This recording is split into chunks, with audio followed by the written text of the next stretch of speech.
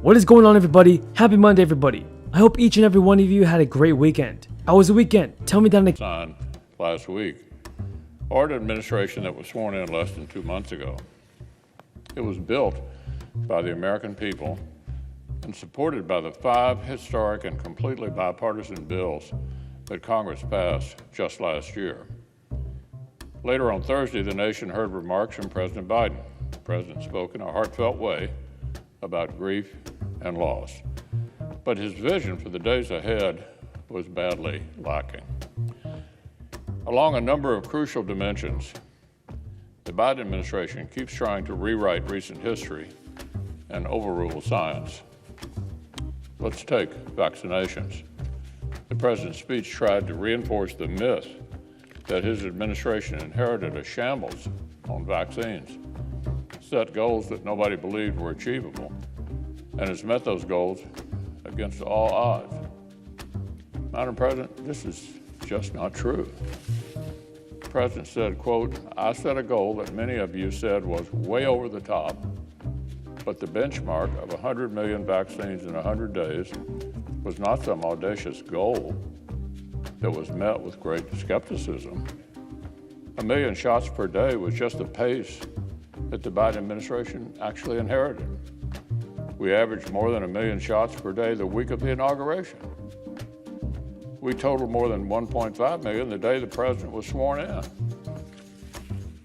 The groundwork we laid last year is proving an historic success, where the Biden administration is continuing to help streamline distribution. They should, of course, get some credit, but their effort to sprint to the front of this year-long campaign should not fool anybody. The president announced another supposedly audacious goal on Thursday, that all adults in all 50 states should be eligible to schedule vaccinations by May 1st. Here's the problem. Dr. Fauci said a month ago we'd be there by April. Quote, "I would imagine by the time we get to April, that will be what I would call open season. Namely, virtually everybody and anybody in any category could start to get vaccinated." That was Dr. Fauci's prediction last month. So the president's announcement of May 1st wasn't ambitious good news. It was actually a walkback. Something tells me that if the last administration had contradicted Dr. Fauci and pushed the vaccine milestone back a whole month, we might have heard about it from the media. Then there is the K through 12 schooling. For months, science has confirmed that schools are remarkably safe and do not surge transmission of the virus. This administration's own experts amplified this before liberal politics got in the way. In early February, President Biden's CDC director specifically said vaccinating the grown-ups who work in schools should not be a prerequisite for reopening them. But on Thursday, instead of calling for schools to reopen right now, the president endorsed big labor's moving goalposts. He said that because the Democrats passed their spending plan and because he's tried to move teachers toward the front of the line for vaccines, now schools can move toward reopening. This approach has put liberal interest group politics ahead of vulnerable kids and their parents. It was reported last week that the following message was posted in a private online group for members of one public school union in California. Here was the quote. "Friendly reminder, if you're planning any trips for spring break, please keep that off social media. It's hard to argue that it's unsafe for in-person instruction if parents and the public see vacation photos and international travel," end quote. Further reports from California suggest some local governments may consider using some of the massive bailouts the Democrats sent them on bonuses. Reportedly, one union argues that grown-ups should get bonuses for things like, quote, "an airplane trip to Hawaii when this is all over," end quote. A lot of working-class families in the country are struggling through untenable situations, in large part thanks to the liberal dogma that schools have needed lots more cash to become safe. And now unions are talking about trips to Hawaii. Every day, the Biden administration does not urge schools to reopen safely right now with simple precautions. It hurts kids who cannot afford these moving goalposts.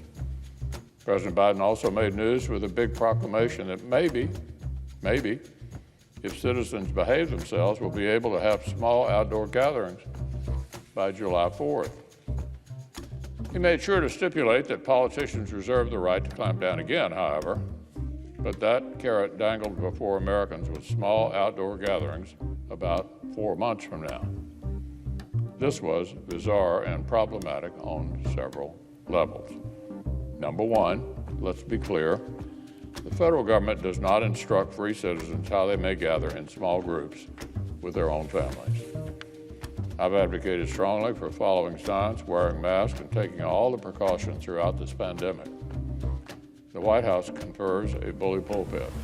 It does not confer supreme authority over daily life. Let's not forget that. About 10 months ago, many liberal politicians applauded massive outdoor gatherings because they supported a political cause. I'm not sure how much capital these officials have to micromanage backyard barbecues.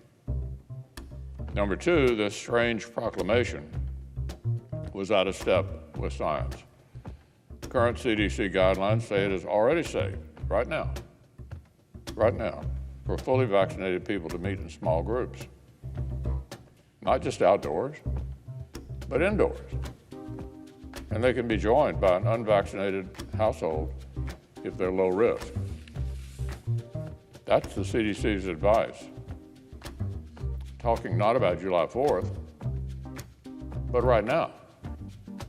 Right now. So the president went on national TV to move the goalposts way beyond what his own CDC is saying. Why? There's no science-based reason why a few fully vaccinated people couldn't get together outdoors right now, not July the 4th, today.